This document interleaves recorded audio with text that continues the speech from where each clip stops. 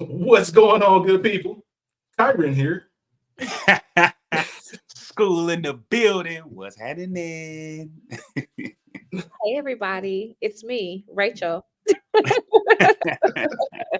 aka your girl Ray P. What's going on, fellas? What's happening? Hey, slow motion, man. Back with another episode of the Culture Garden podcast. Feels good to be back, to be recording. Before we even start with any kind of pleasantries, if you are listening to this on podcast platform, whether it's Apple, Spotify, Google, pause it, go to YouTube. Look at Ray P shining on y'all today, man. She got the green sweater on with the red lipstick, hair flipping. Just looking, looking as good as she want to look. Looking real Christmassy in here. Just looking as good as she want to look. Got to give her some shine. I'm like, okay, there's some well every week. You know what I'm saying? Let me not front every week. But there are some weeks in particular when we log on. I'm like, damn, right?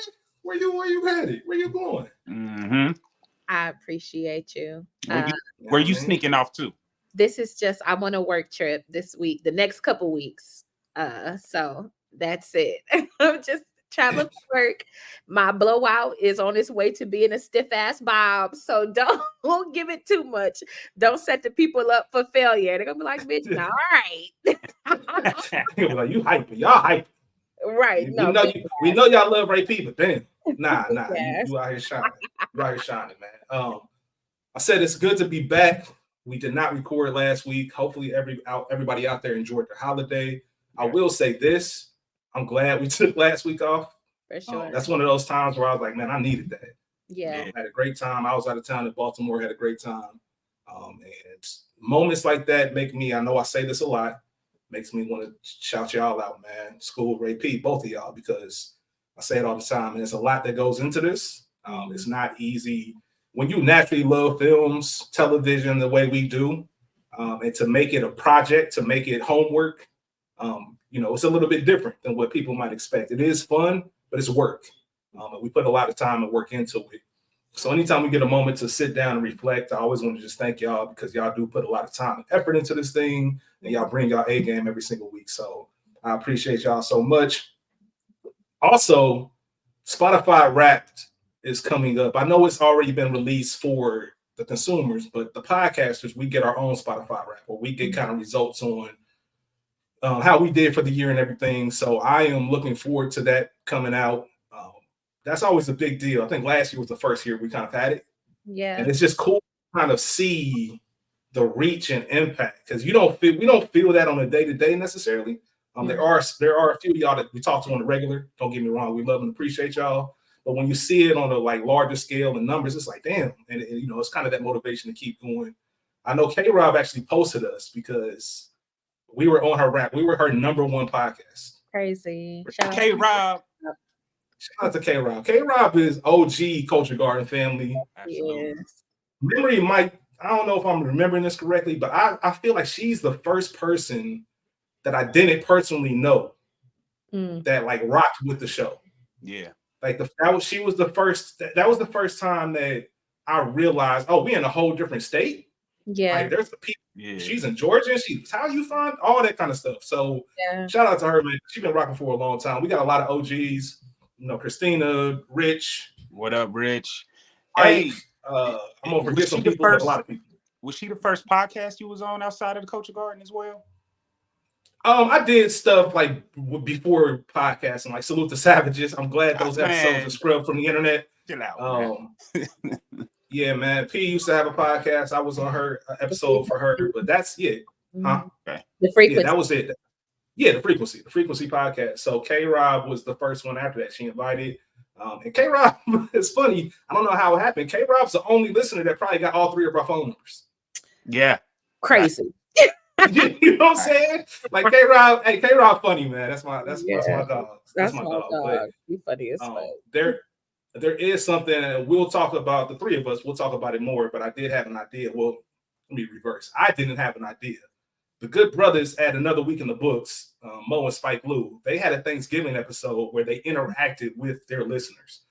People left voice notes. People joined them live while they recorded. And it was just a good overall conversation. And, every week we tell y'all how much we appreciate y'all. And I'd love to adopt something like that for our year-end show. Sure. Maybe have people, if you want to, hop on 5 to 10 minutes, just rap with us, converse about some of your favorite episodes. We can get to know y'all a little bit better and save space. So I think we can figure that out. It went very well on another week in the books. I always shout them out. That's my favorite podcast.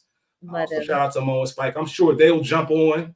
I'm sure K-Rob, as we mentioned, will jump on. I'm sure Mia will jump on. I'm sure maybe even Christina. Christina's my favorite IG follow, or at least top 3. Her whole family be getting me weak. Yeah. So there's a lot of people that we rock with, man. We appreciate y'all. Yeah, I get very reflective. I definitely want to hear from Rich gets it in. That's my dog. Yeah, Rich. Yeah, that's my dog, man. Rich. I get reflective at the end of the year because I'm planning for 2024. So this is a long intro, so my bad, y'all. But we are here for another episode of the Culture Garden podcast. Before we get into it, I want to shout out, we got y'all.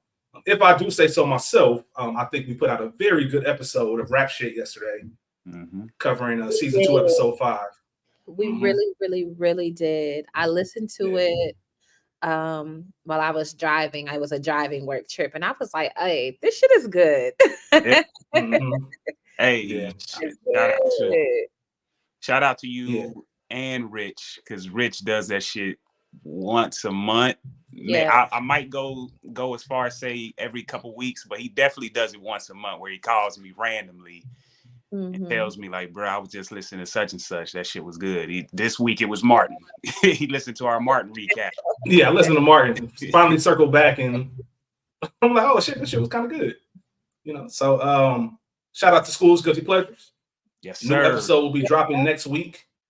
I'm looking forward to that. School has a special guest on there with them, and we'll talk more about it as the time approaches. You look like you're about to say something. I was gonna say that I'm super excited about this episode. I'm excited for the guest. Yeah, I'm super excited. So I can't wait.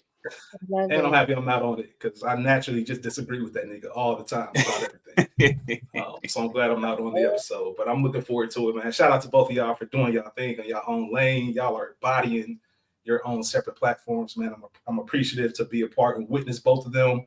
Before we get into today's episode, please remember to like, subscribe, share, tell a friend to tell a friend. We have our link tree in our description. Our link tree is on our social media page. Also, there will be spoilers and there will be explicit content from our language, but not because of the film. And we are talking about Home Alone. It's December. Every week for December, we will be releasing a Christmas film. I'm going to pick one. Race P is going to pick one. And School is going to pick one. And this was his week. We'll get into why this was his choice. But a quick synopsis on the film. An 8-year-old troublemaker mistakenly left home alone must defend his home against a pair of burglars on Christmas Eve. The film was released November 16th, 1990, directed by Chris Columbus, Ohio's very own, from the Warren area, went to Warren G. Harding. He directed School. He directed Adventures in Babysitting. Yes, he did. That's one of me and Schools. We watched that. We wore the VHS out growing up. He directed a couple of classics, a couple more classics. Mrs. Doubtfire, and the first Harry Potter. Home Alone 2, both the first 2 Harry Potters. Yeah, okay, first 2. He moved his whole. He wanted that job so bad he moved his whole family to the UK. Oh, wow. Like, bro, I'm directing this shit. You gotta do what you I ain't mad. Also, he was a producer on Jingle All the Way. Another Christmas classic. Another Christmas classic. The film was written by John Hughes. If you tune in to School's Guilty Pleasures, his last episode was a John Hughes movie, which is Dutch. 16 Candles, Breakfast Club, Ferris Bueller's Day Off. The list goes on and on. Planes, Trains, and Automobiles. Classic got the classic in the 80s and 90s. The film had a budget of an estimated $18 million. Tell them how much it made. Hey, man, I got to laugh before I even say the number because the shit don't even make sense. The film made $476.6 million. Crazy. $17 million the opening weekend. It was the number 1 film in box office, or in theater, should I say, for 12 weeks straight. Wow. This is a Christmas movie. Yep. And it was number 1 going into the spring, well beyond Easter. Yeah. Matter of fact, it was in the top 10 until April 26th. Matter of fact, let's go even further than that. Chris Columbus, the director, Him and John Hughes had another movie that came out in May of 1991. When that movie made its debut opening weekend, it opened at number 11. Home Alone was number 5. Oh, wow. It came out in November. Crazy. Like, that's how dominant this shit was at the box office. Yeah. Definitely Guinness World Record holder, I believe. Yeah, for live action comedy. Number one grossest live action comedy. It held that title for 21 years until The Hangover 2 came out. Yeah. And it's at the time of its release, or by the time it left the theaters, it was the 3rd highest grossing film of all time, behind Star Wars and E.T. Oh, wow. Like, insane theater run. I have a question about that as well. We'll get to it here in a moment. The film is currently streaming on Disney Plus, Stars, Hulu, and Prime with premium subscription. Nominated for 2 Academy Awards. They were for both Best Original Music and Best Original Song. John Williams, he wasn't even the original choice. They got him halfway through the film because the original guy was doing something else, and he made a classic score for this. 1991 winner for the funniest actor in a motion picture was Macaulay Culkin. I forget what awards what award panel gave him that. And then it was also nominated for Best Picture at the Golden Globes as well as Best Actor. So the film, I think that's a little bit of a stretch, but what part? What part is a little bit of a stretch? Both of them. The Best Actor and both of them. Yeah, to be nominated, come on, man, that's a stretch. For that, it's a cool movie. Don't get me wrong. But did the acting blow you away? If we talking about that, Journey should have won for her year when she did Ease by You. Then. Yeah, listen. Well, we should all know that was a independent film, so we know that wasn't gonna get the love and respect it deserves. But Macaulay Culkin was amazing in this movie. Macaulay Culkin was a great kid actor. Absolutely, 100%. I watched, but he was better than The Good Son. He was better than My Girl. I like the film. Don't get me wrong. I'm not shitting on it, but it wasn't the degree of difficulty. When you talk about being nominated for Golden Globes and Academy Awards, all right, my nigga, you was cool. You did your thing. Man, that seemed like a stretch. I agree. I think he did his thing, man. I think he definitely. Think he did his thing, and especially because I know, like you said, we're gonna talk probably a little bit more about the behind the scenes and just from what everyone else said about him on set and how professional he was, and he just was on his shit, man. Yeah, definitely was. When you talk about kid actors, I'm sure he's listed as the GOAT. The impact and all that stuff. I think he was. If we made a list, he's up there, top 2, top 3 for sure. And I think it's very fitting that he just received his Hollywood star. Yeah. Yep. He just received it. I think last week or a couple weeks ago. And of course, he's the godparent. He's the godfather of Michael Jackson's children. So, shout out to MJ. Shout out to Ray P for the eye roll. Before I get into the cast, because I got some information about that as well. Before we get into the cast, School, I mentioned this was the Christmas movie that you decided to pick. Yes. Even though you get to cheat a little bit because you got SGP, so I'm sure you're gonna do another Christmas movie before it's all said and done. I am. But what made you go with this one? Home Alone is my first favorite movie. Yeah. When I sat back and thought about it might be the very first movie I've ever, I don't want to say ever seen, but definitely watched continuously. I watched this movie a lot. The first one that I rewind parts and press play, and this is funny. So that's why I'm you know what? It's Christmas time. It's time to recognize one of my favorites of all time. This is up there for me.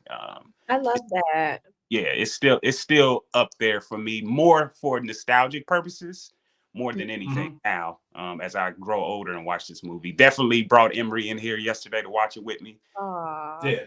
Yeah. She loved it. Yeah.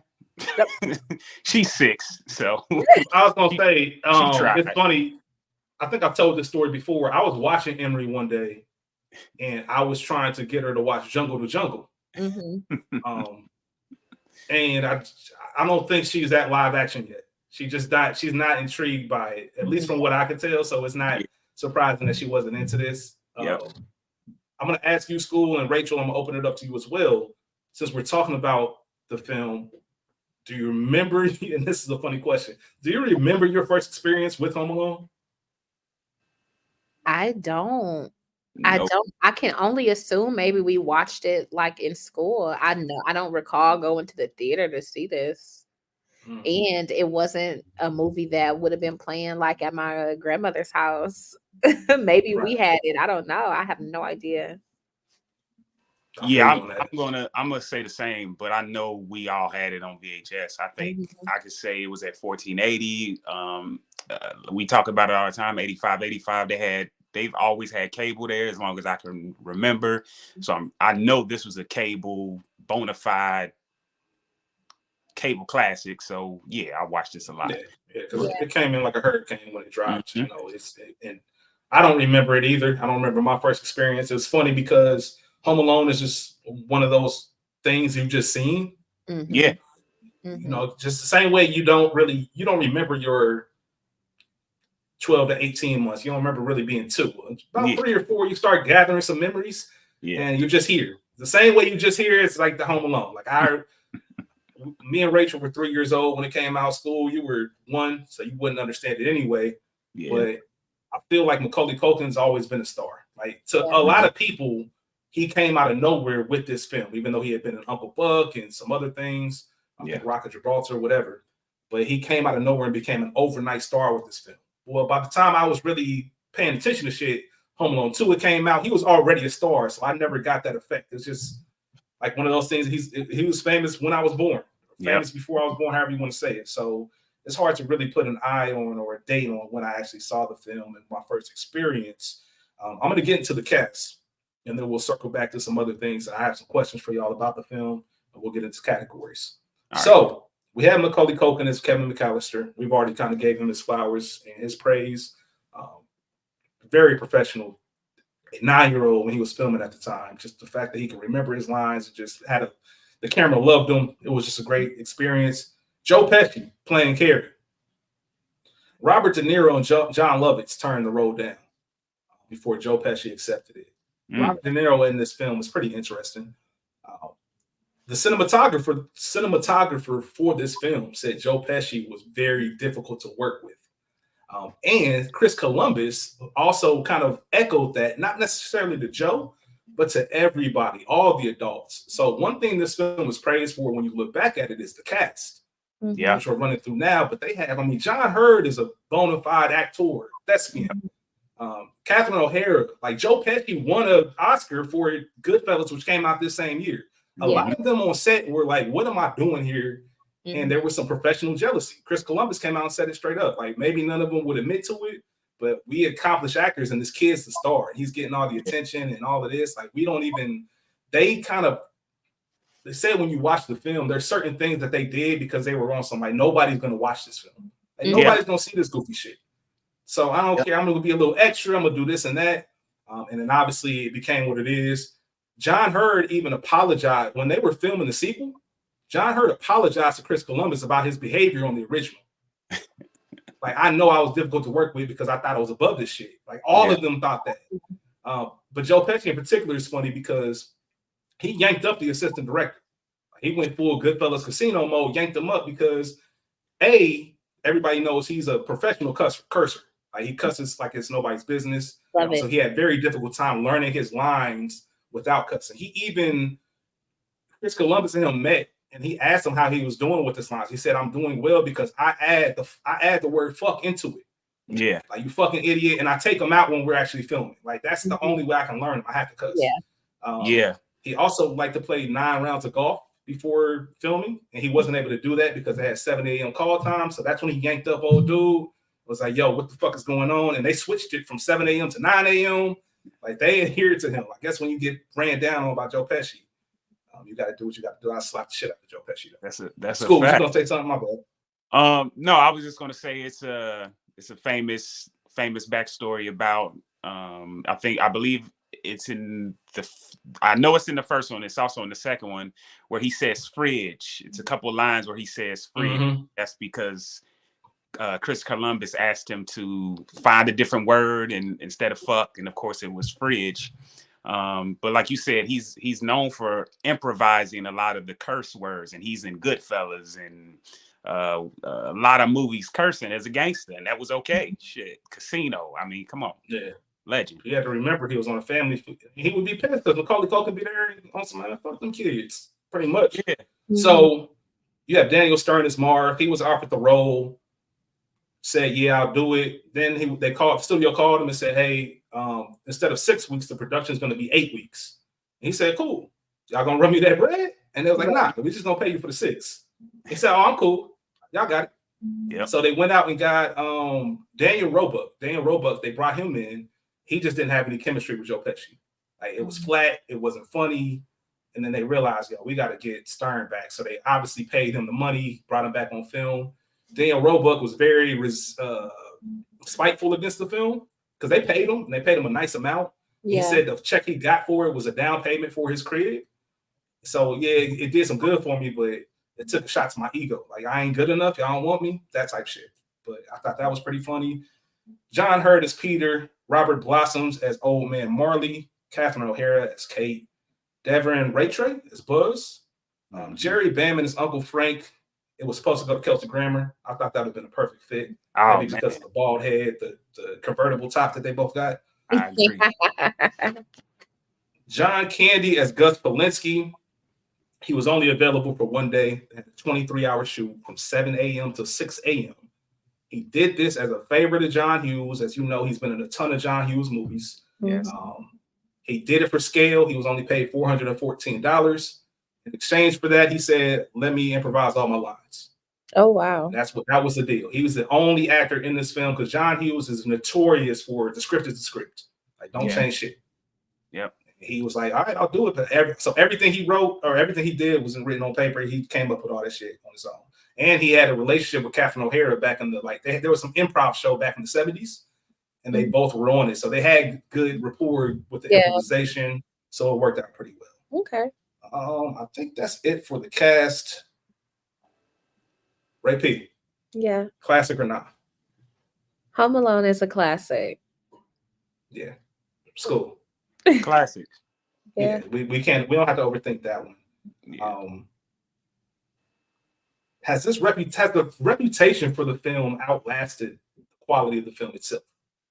Do you think the allure of Home Alone is bigger than or greater than the movie itself?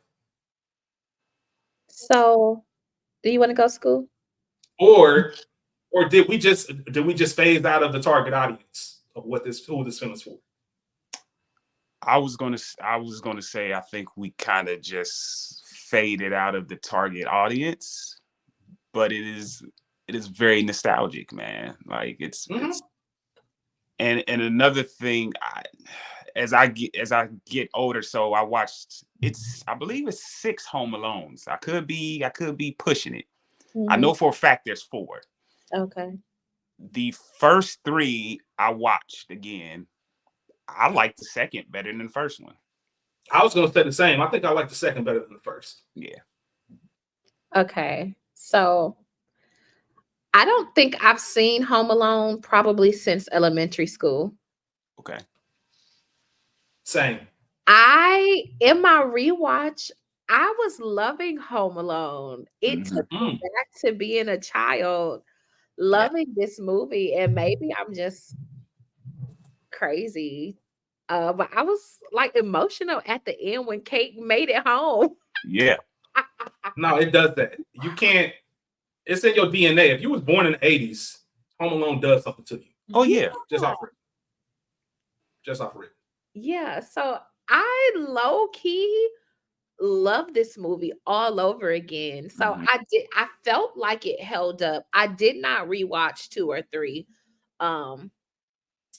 But now low key, I'm more inclined to revisit them, especially during this holiday season. It won't be my pick, but I may sit down and carve out a little bit of time to check it out. I felt like for what the movie is, for me, it holds up. I don't really, it didn't call back any nostalgia because I've just seen Home Alone. It's just a movie that exists in our life. To your point earlier in the intro, Rich, but no, I thought it held up. Again, Macaulay Culkin did his thing. I mean, he is the primary, the focal point of this movie, your protagonist. But no, I love this shit. I might watch it again. I watched it. I mentioned, so I watched. I forget when I watched it. A couple days ago. When after Rachel and myself finished recording rap shit, I told her, it's gonna be an interesting conversation. I don't really have much to say. Briefly talked to school earlier today and said the same thing. But I did a second watch, and I think part of it goes to what you just said, Rachel. I hadn't seen this film since the 90s. So it reminds me of our Wayans Brothers episode. I know you weren't on that one, Rachel, but School and myself were talking about how blindly, and we talked about it a little bit on the Crooklyn episode, if you blindly ask us about certain movies and we hadn't seen in over a decade, our memory of them is tied to the feeling we have about them versus the actual film itself. That's why Don't Be a Menace wasn't on either one of our top 5 Wayans lists, just because we rewatched it and it was like, damn, I ain't seen this in years. I thought it was a little bit funnier. If you do another rewatch, then you pick up on all the stuff that you loved about it. When I watched Home Alone the second time, I was like, okay, here it is. This is everything that I was remembering about it. And just the impact that it made. So I enjoy it. I had the same thought as you, School. I felt like I liked the second one better. So I started watching it, and then obviously we had to get ready for recording. And I think one big thing that goes into Home Alone when you talk about the nostalgia, it wasn't just the movie. Like if you were around Nintendo games, that Walkman from the second movie was like one of the hottest Christmas toys. Like there was just so much that went with that film, those films, that made it more than just the movie itself. It was just an experience. Home Alone was just, you can't even talk about it, man. It was just huge. You just had to be there. Rich, if we did a list of toys that we didn't ever get as kids, that we want, that Walkman from Home Alone 2 is number 1 on my list. I wanted that shit so bad. The Walkman from Home Alone 2 and Tommy's Flute from Power Rangers were probably that's probably 1A, 1B for toys that I never got but always wanted. 100%. 100%. I agree with you on that one. Have y'all seen the clip or the little TikTok of the black neighbor? Yes. Next to Home Alone? Yeah, man. That shit was hilarious. And I thought it was just on brand for our pod. What we do. I might try to share the link with it, but it was definitely funny because a lot of the questions I had rewatching it, she was asking. Like, what are y'all on? Like, what you, no, officer, you can't come in. Like, I will be here every night because what the fuck? Like, this random dude, he's in, it's one thing when he knocks on the door and he out there talking to him. Y'all got this man in y'all, like, corridor, kids running around, asking all types of questions that you'd be like, what? Like, when did cops start doing house calls and some personal shit? That's just something that always zoned me out because I'm thinking, like, who would go for that? Who do I know that would go for any of this? Yeah. Do y'all know anyone? No. Who going for that gold tooth? Well, I know I could go for that. Who had a gold tooth. He still got it. He's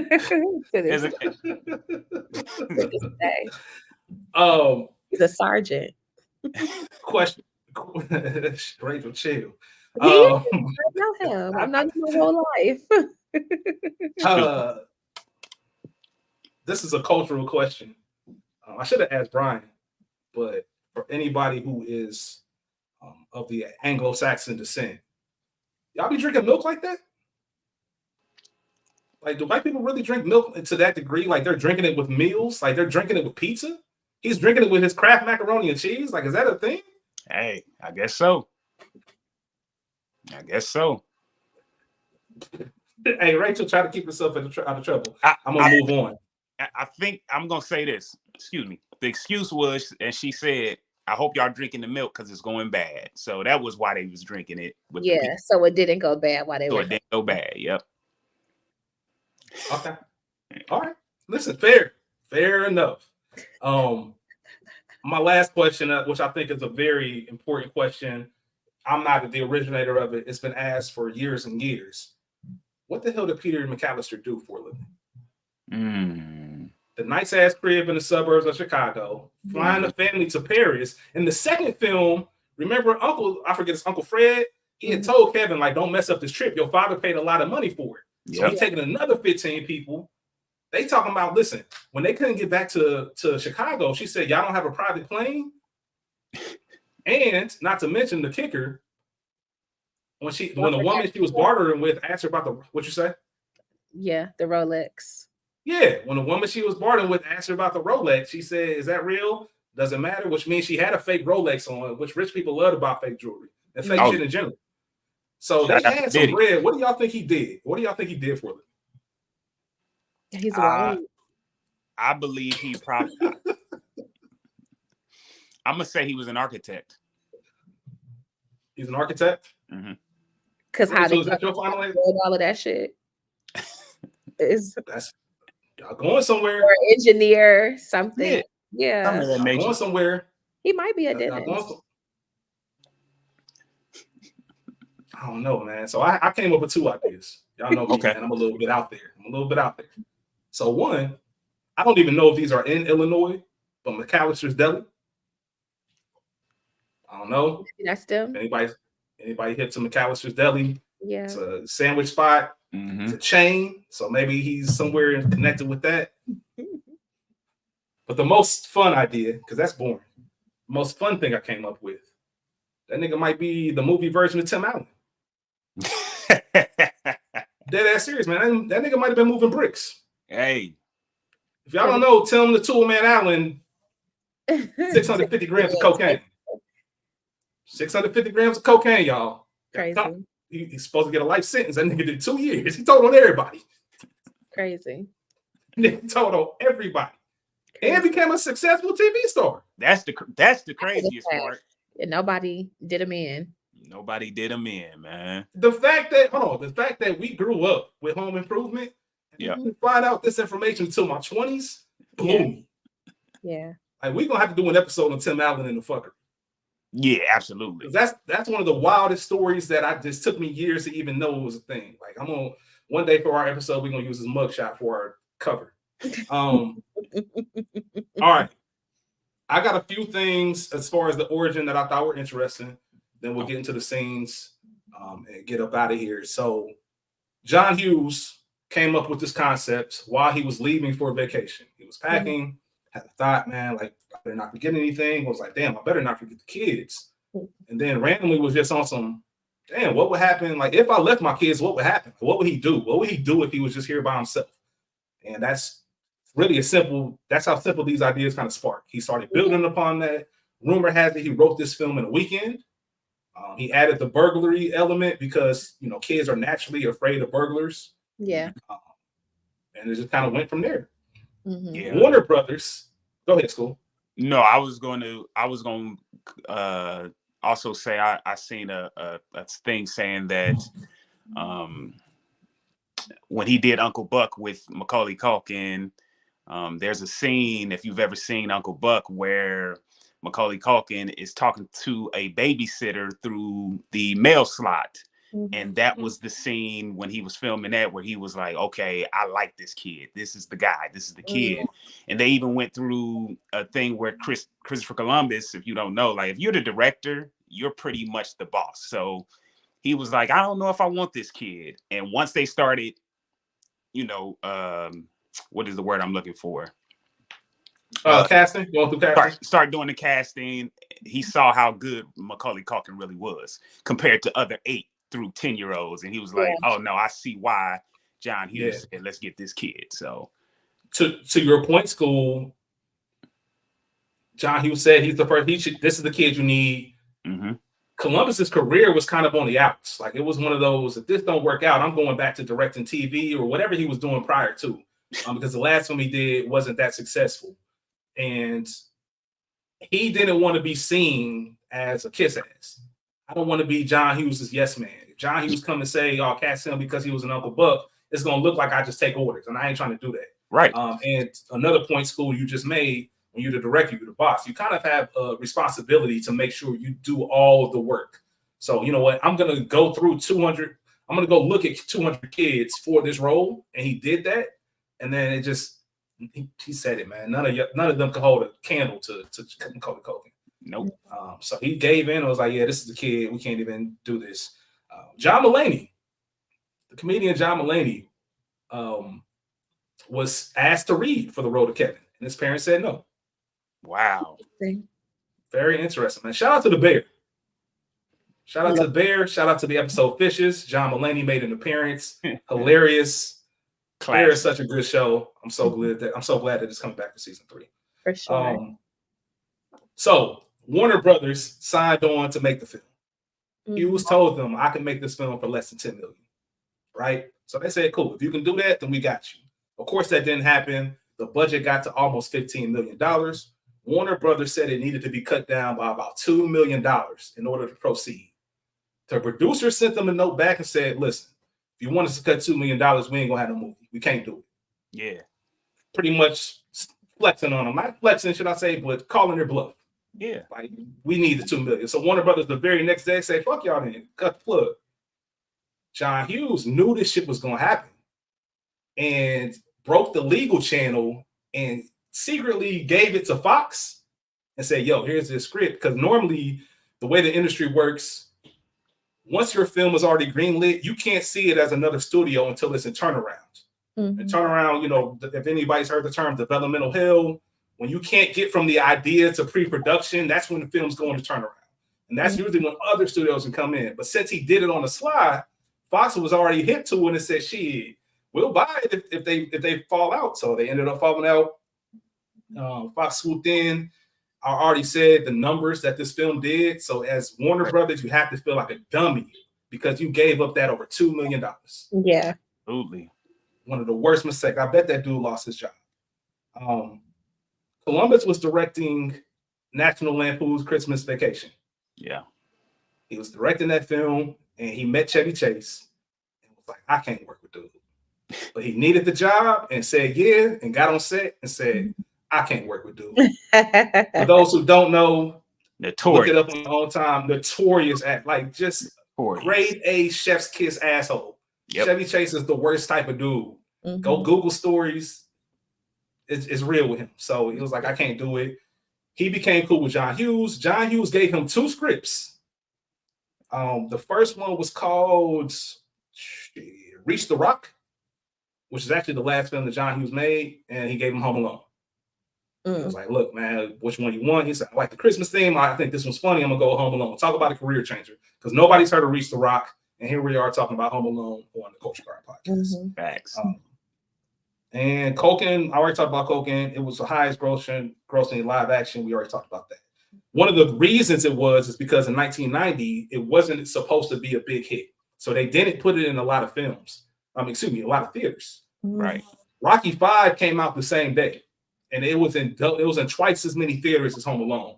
So, like anything else, word of mouth travels. Why is everybody in this long line to see this movie? Like, it would get to the point, if anybody remembers what it was like going to the theaters back in the day, there was no assigned seating, none of that. Yeah. Like, they had a certain amount of tickets, they sold them, you find your seat and go. So there were people waiting outside of the doors trying to get in, and everybody was like, what's this movie? And people would go back 5-6 times to go watch this, take their kids over and over because it was such a big hit. So that added to this glory. And like I said, 12 weeks #1 at the box office, especially for a holiday themed movie, is insane. We're going to get into scenes. I don't know which one of you want to start. Wants to start. School is your film. All right, I'll start. I'm going to start with the opening scene. I believe this is one of those movies that start perfect. It starts off perfect. Obviously, you don't know, but Harry is portraying a cop, and all he's trying to do is case the joint. He's already been to probably 3-4 other houses and found out where everyone's going to be, and he's trying to figure out where everyone in this house is going to be for this weekend. And it's so many people in here. He doesn't know who's who. Can I get some answers? Bro, this dude answered the door for the pizza man. Like, he was standing there so long, I even wrote it down. He didn't see a McCallister that mattered until 7 minutes in. Crazy. he didn't get the answers he needed until 10 minutes in. You know what I mean? Like, that's insane. That just lets you know, if you paying attention, that he was a dirty motherfucker. Like, because I don't think no cop would have, just to tell y'all that we're going to be watching your house and everything's going to be safe. Nah, I would have left a note and walked out or some other shit. Yeah, well, he said this is the house that made them even start casing the other houses. So he was going to be in there for as long as it took so he could do his preliminary casing. Yeah, he wanted that house very bad. And I think that goes into the Silver Goose. Yes. I think he's called it the Silver Goose or something. Yeah, whatever. The golden egg. But he wanted that bitch. For sure. Nah, for sure, man. I wonder who let him in. Because he was straight chilling. Because as an adult, I would have came down, saw it, like, hold on, bro. Like, how did you even get in here? Why you ain't at the door outside still? Yeah, it was one of the kids. Had to be. It was one of the kids. We got taught not to open the door. Facts. Well, I don't care for who at the door. Mm-hmm. I mean, that's just what it is. That was a great scene. I knew it had been so long since I've seen this movie because I completely forgot Joe Pesci was even dressed up as a cop. Yeah. When I turned it on, I'm like, what the fuck? When did this happen? Yeah. Starts off on that trash and it goes right into, not to keep going into the scenes, but I think it's connected. Just the disrespect that Kevin was receiving. And we see that he obviously is the run of the litter and they showing him no respect. No respect. And he wasn't having it.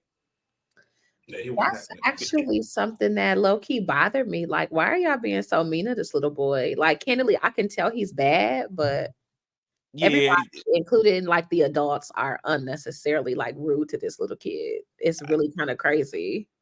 Hey, especially Uncle Frank. Uncle Frank was out of line. Yeah. And both was really, and it's glaring because of the size of the family. Like when they do those shots, where the whole family's staring at him like with disgust. Yeah. You see it from his point of view, like damn, like that's a little bit, especially at 8 years old. Like, it was very bizarre. It was very bizarre to me. That nigga said, "Look what you did, you little jerk!" Like, damn. And again, Buzz ate his fucking pizza. Like, you know, and maybe because I'm the baby, but if you know I'm not gonna eat this other shit, you're intentionally bothering me. And you are at least 6 years older than me. So you being childish as fuck. Like, you lucky I didn't stab you or something. Are you fucking crazy? Yeah. I think that goes into how busy they were in that moment. Because I don't think a normal day, I don't think mom's letting that go down. Like Kevin getting his slice of cheese. I don't know. I was about to say, man, because she was doing some other shit. But Kevin, well, yeah, she was on some other shit, bruh. She was on some other shit. And 10 pizzas. Y'all got 10 pizzas. You couldn't leave me one little slice of cheese. That's crazy. You had 9 other options. And you know 9 other options, and you intentionally ate my shit. Did them dirty. Bro. So it kind of excuses some of the smart aleck shit Kevin was on. So, or it could say, I understand why the parents was on that because Kevin came in jumping on the bed. Get out the room, Kevin. Why don't you hang up the phone and make me? Kevin was on some trash, wasn't he? Yeah, man. Get upstairs. When she tried to get him to that top level, get upstairs. I am upstairs, dummy. Hey, what the fuck, bro? I wish I would have talked to my parents like that. When she said, "Say good night, Kevin." Good night, Kevin. Like, come on. Yeah, man. Kevin's a little asshole. Cultural differences. Yes, very facts. much so. Very much so. I am upstairs, dummy. I can't even.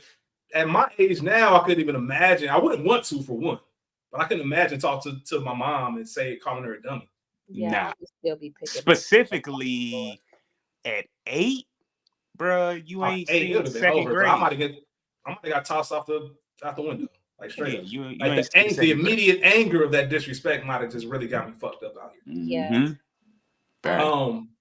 Ray P, what you got? All of that, but I'm gonna fast forward this to Kevin's first night alone.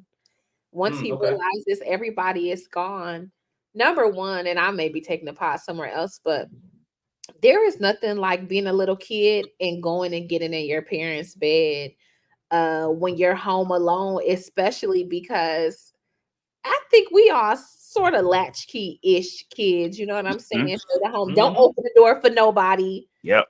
And that's it. That's the rule. You know that. And I can't tell you how many days I was home alone-ish. I mean, my brother may or may not have been there from school, and I just go to my parents' room, just go get in their bed. This, that, and the third. There is a security and safety there, no matter what. And Kevin always retreated back to that room. So it just was a reminder, like, even in the midst of all of the hijinks, and his resourcefulness, he was still like a little ass kid. So I just love that. And Kevin was smart as fuck. Like, yes, a smart aleck, and probably bad, but he was smart as fuck. So I just love that. Yeah. I love that point. You're absolutely right, Rachel. It's some kind of mystique about your parents' room, especially when you get it to yourself. Yeah. Like, I don't know, something about that. So I love the fact that you said that. One thing, I'm gonna rewind this a little bit, just a real quick. Them oversleeping, that whole montage of them getting ready, and also Finster, like the little kid Finster, the one that got mixed up for Kevin. Just so him coming over, asking all them questions, and the driver was really like, he was hilarious because, like, I don't know, kid, hit the road, beat it, like, get the fuck out of here, man. Stop asking me all these questions. There's nothing like little babbling kids, especially ones you don't know. Like, bro, get the fuck out of here, beat it. Yeah, we love the kids, but damn, come on now. School, what's your next scene? The next scene I have is the same. It's kind of blends in with yours, Rachel. Is the first time you said him realizing he was alone, but it goes back to mine would be Harry and Marv thinking that the house was empty and them kind of coinciding together and being scared. You know what I mean? Like, they go to the door, he turns on the lights. Now they fleeing because they like, hold up, I thought this house was empty. And your boy like, oh shit, somebody trying to break in here. So they both shook, not knowing what's really going on. And like you said, Kevin is brilliant in the sense of coming up with hijinks to scare these guys. You know what I mean? Like having that whole party and the dun, dun, dun, dun. Like, I'm sorry, at 8 years old, I ain't thinking that hard. Right. They might have got me. Yeah, but one of the first phone numbers you learn is 911. Yes. Like, yeah. But remember, at this point, he's realizing, that's my next scene, is Kevin realizing who Harry was and recognizing the seeing that gold tooth. Like, wait a minute, I know I've seen him. And just like Harry was like, I know I've seen this kid before. Once that gold tooth got to shine in, and Kevin figured out, like, oh shit, remember, he was dressed as a police officer. I can't call the police. Are you gonna send this nigga back to my house? Like, exactly. I don't know. We can't do it. So that's why I can't call the police. I always forget 911. I always forget too that the phone lines was down. Remember? Oh yeah, that too. The phone lines was down, and remember, it didn't matter because they were supposed to be in Paris. Yeah, that's real.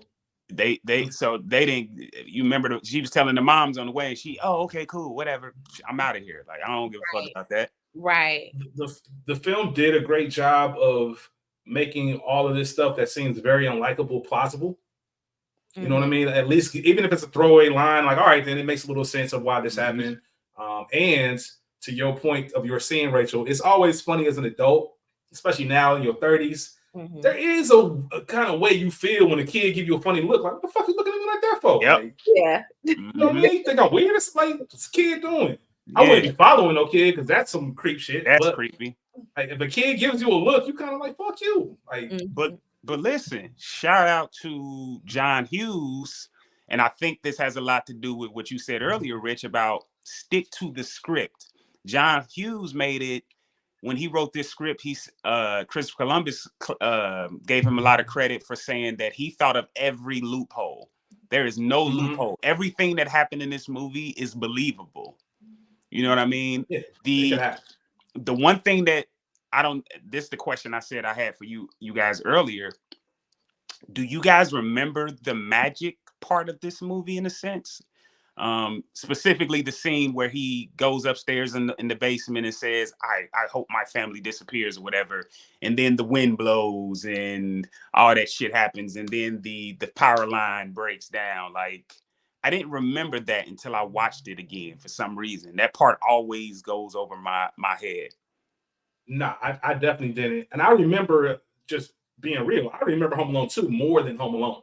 Mm-hmm. I think I alluded to it earlier, me even forgetting about Joe Pesci being in the cop uniform. And like I said, that makes sense. I was 5 at that time, and I was watching movies like Home Alone 2 when it came out. So it's, more registered in my brain. It's funny, though, you said that, School, because there was a whole scene and concept that was storyboarded where the house was supposed to come alive. There's supposed to be a sequence with Kevin and the house coming alive to add to that magical element, but they ended up cutting it because it didn't really make sense in the final version. Right. But maybe that's part of it. So that's a good pool. That's a great pool. As far as my next scene, 2 quick things and then I'll get to it. The movie within the movie, I really enjoyed that. Yeah. It's just fun to do it, especially it was a fictional thing that they came up with. The quick scene of Buzz not being worried about Kevin when they actually got to Paris. Like his reasoning, like, hey, I could never be that lucky. Be like, nigga, he's all right. That's kind of like that big brother, bro. Y'all more worried than I am. Like, there's no way we live in nice ass crib, nice ass neighborhood. He gonna be all right. If anything, we got to be worried about what the house gonna look like when we get back to the crib. We're not concerned about him himself. Right. So that was pretty funny.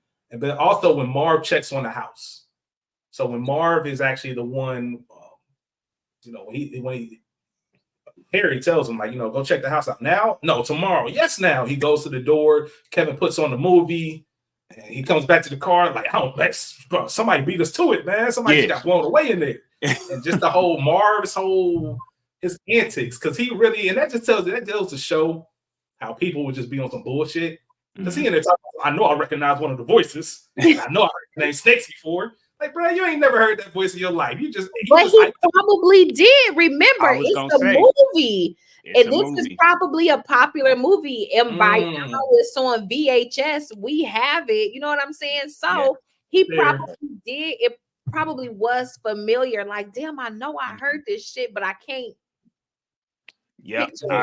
That's fair. That's very good point.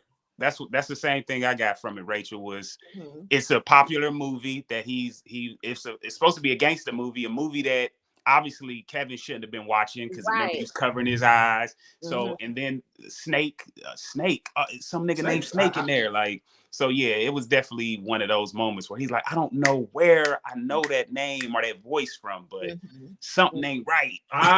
Yeah, that's a very good point. I didn't even think about that. I appreciate y'all for that. And Joe Pesci just in that snakes. I don't know them snakes. Like, I don't. Yeah. Like, he really was sitting there trying to think about it. Like, damn, like they in there already. And then Marv trying to get up out of there. And I love the fact that Harry was just like, hold on. Like, let's use this to our advantage. If there is a murder, wouldn't it be helpful if we get jammed up to know who did it and all this other stuff? Like, that was pretty smart on their end to do that. Yeah. Realizing it was all a scam. School, what you got next? The next scene I have it's a quick scene, but it's just mom being a mom when she realizes that she left Kevin and them getting off that flight. And her first move is to get a phone. I don't give a damn who on this phone, what's going on. She started making moves. You know what I mean? Take my phone book. You call some people. I'm going to call some people. We got to figure this out. I need to get to my son. And her not taking no as an answer, period. One of the craziest parts, in the movie is they all wind up making it at the same time, but Kate just has to be a mom. She has to feel like her movements are getting to her son, and they still wind up making it at the same time. Like he said, that how did you get here? That flight that you said you didn't want to wait for? It's the same time. That's a great point. That's a great point, School. That was a good scene.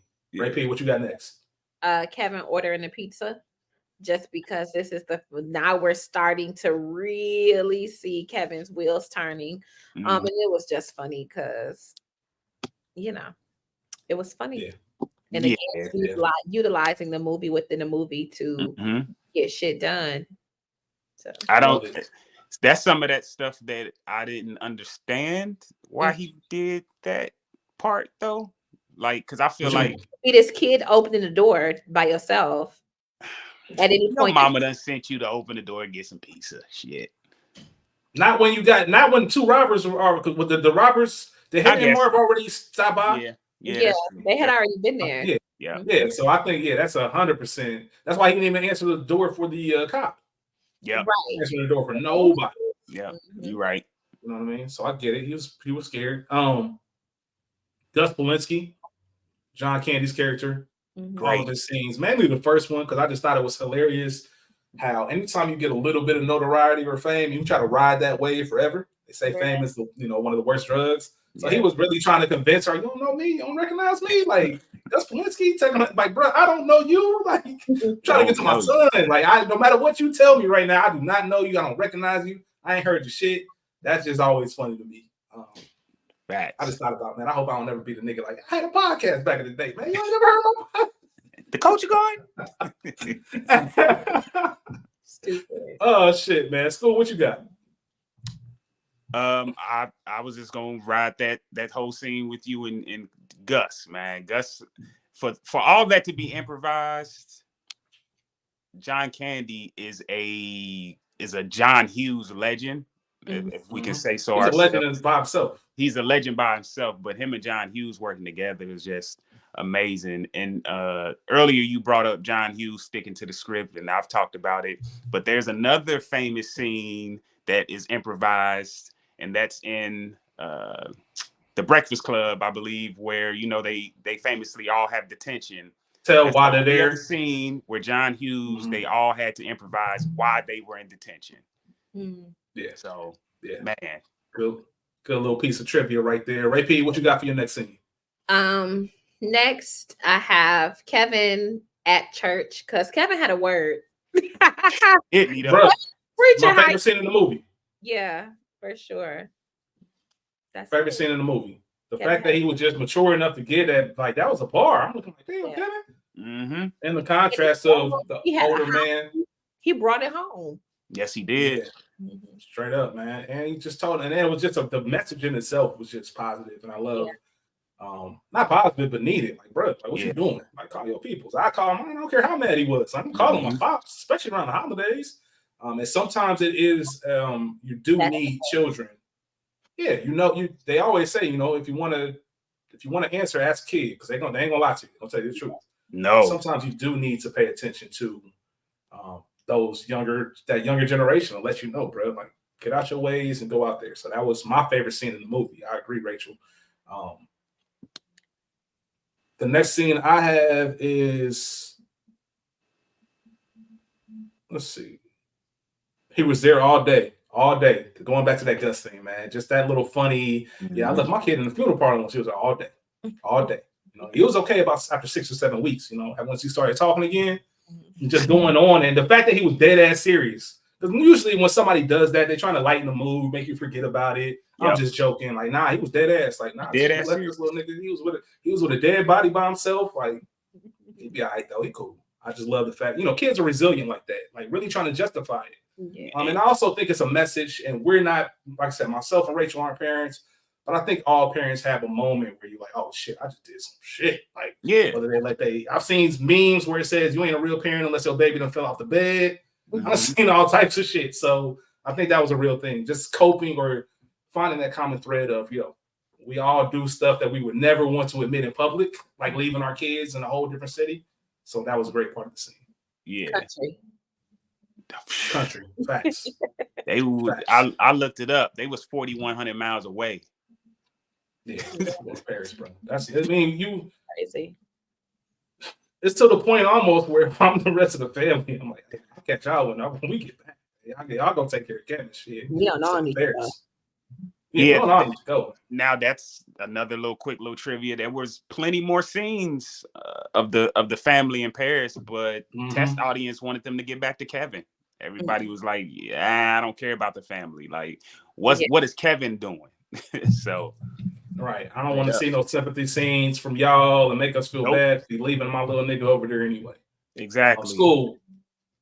What's your next scene? All right, so I should have said this one earlier, but I have to bring this up because I think we've all lived on the street, and there's always that old man, or is it always an old story? Just the story about old man Marley, man, that Buzz was telling. Of back in '58, he killed his whole family and half the block. Like, come on, bruh. Like, I love that old man Marley knew that the rumors were going around. Yeah, I was gonna say that too. And he knew about the rumors, and he didn't give a damn. And your boy talking about those are mummified bodies full of salt that he's pouring on these walkways. Like, come on, man. It's like the kids said. Maybe he just nice. But think about how easy it is to believe some bullshit at 8 years old. For sure. School, I convinced you when you was 8 years old. I convinced you that Teddy Riley was sleeping with one of the Winans' wives. Man, don't ask. That's a whole nother story for a whole nother day. Hey, man. Don't ask. But I did convince you of that. You were salty. I was sick. What the and I was like 10 years old thinking of this shit. I was sick in the head. Hey, I was sick in the head. Like, I was like hurt. 10, 11. Mm-hmm. I don't even know why I did. My bad, dog.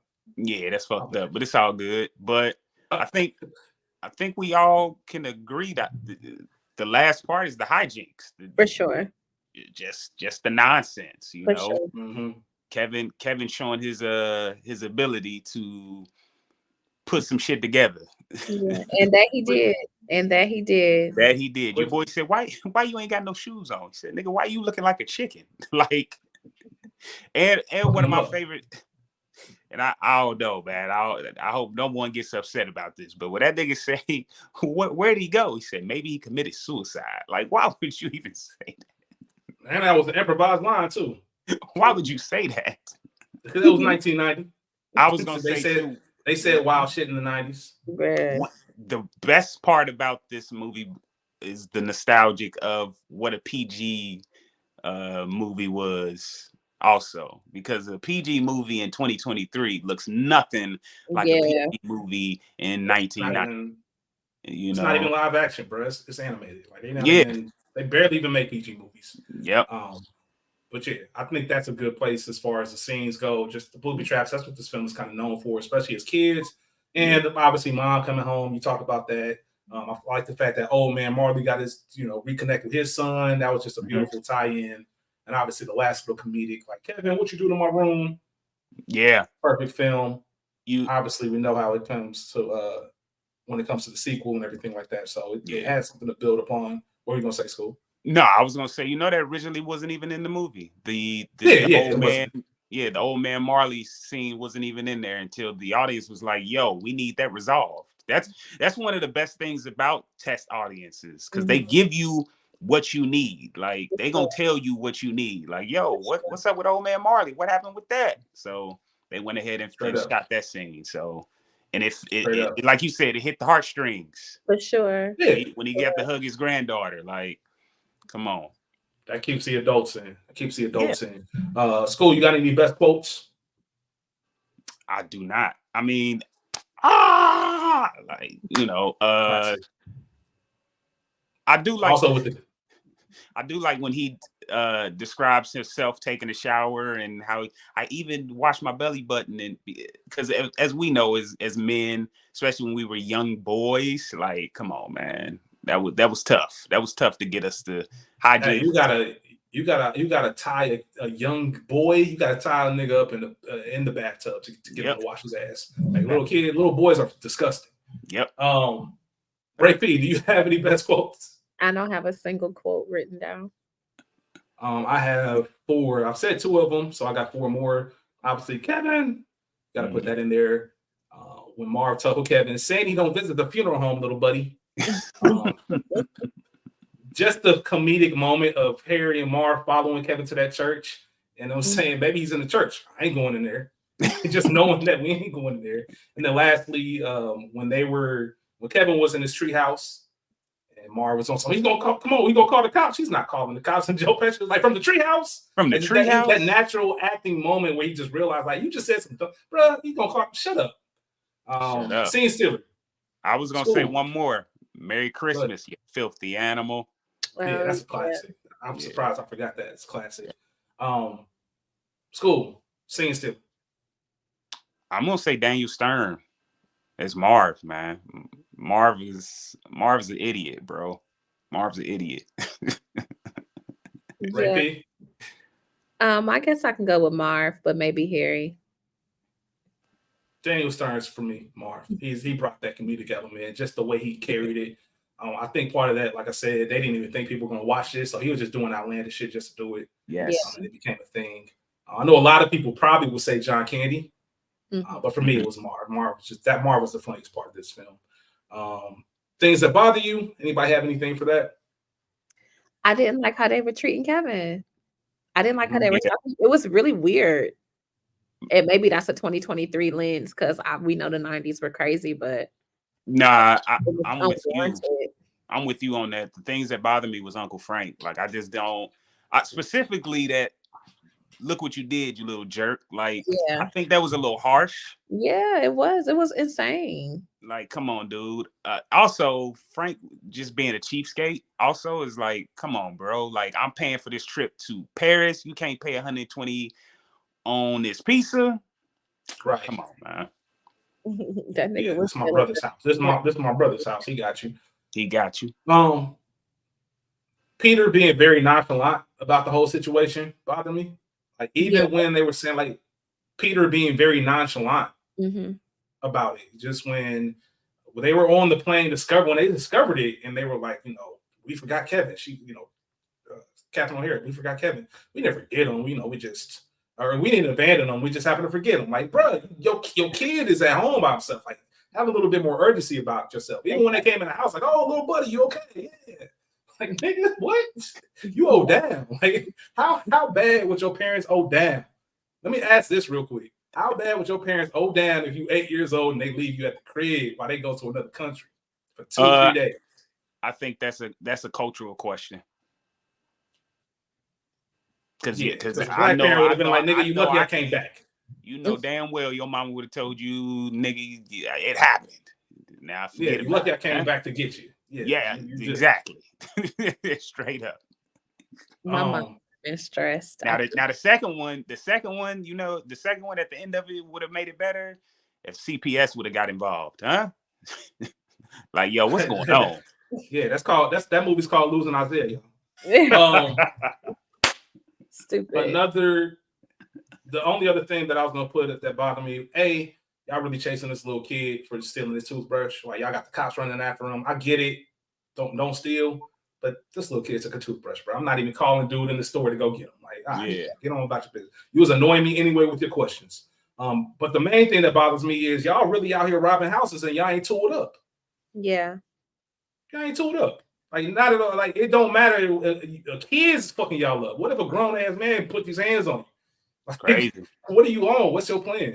And I don't even know how far are you going when you robbing the house. How far are you even taking that? At what point do you say, you know what, fuck this? Like, I done stepped in, my hands burnt, iron done hit my head, I done stepped on a nail, I'm slipping, I'm falling, I'm busting my ass, I'm falling out of windows. Like, fuck this. I know it's a movie, but I agree, it is a movie, but at some point, revenge, man, you all that shit done happened. All you want to do is, I gotta get to this nigga. Like, it's it's too late. I'm fucked up. I might as well get this nigga. Like, and you gonna go down for taking a kid?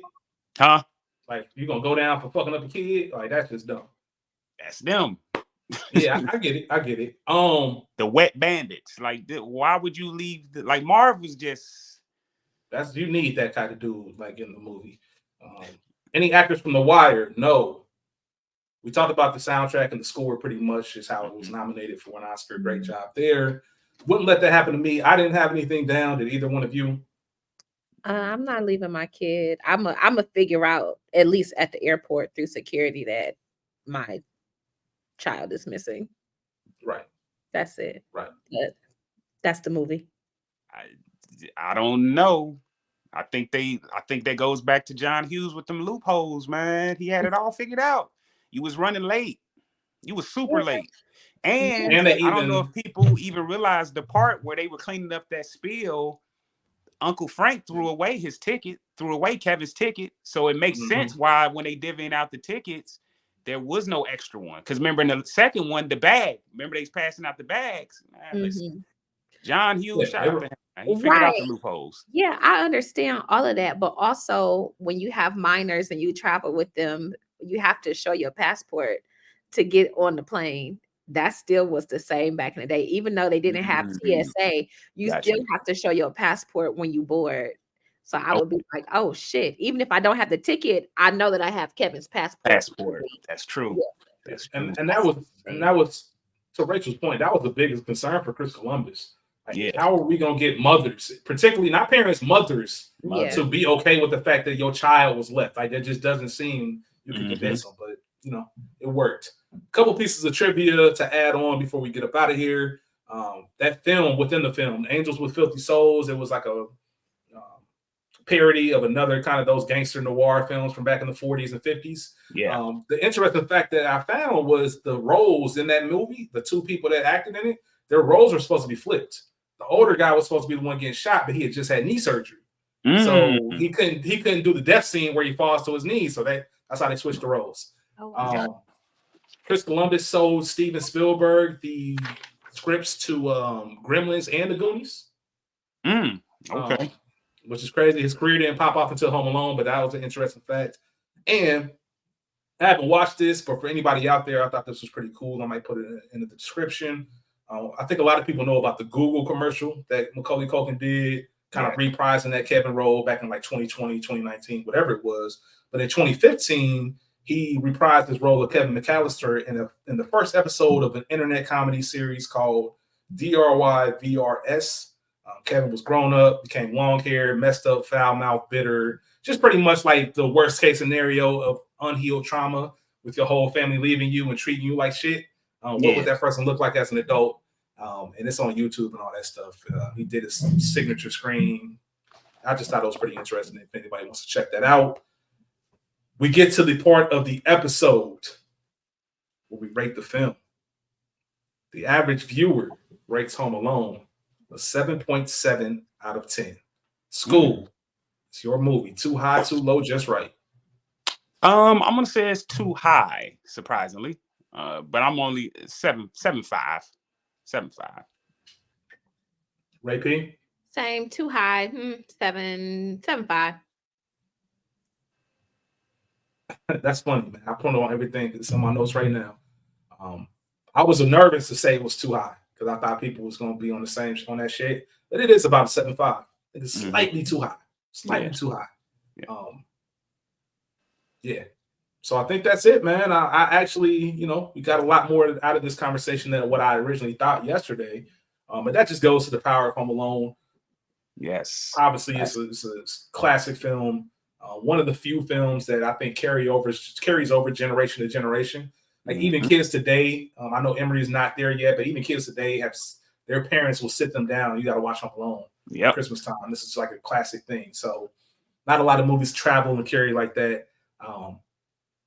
Rach P, School, I appreciate y'all very much. Thank you as always for having these conversations. Have a lot of fun with you on these. For all the listeners out there, we appreciate y'all more than anything. Absolutely. Thanks for giving us a space. Yeah, thanks for giving us a space to do what we do and talk about these films with y'all. We're looking forward to more stuff that we have coming for the rest of this year.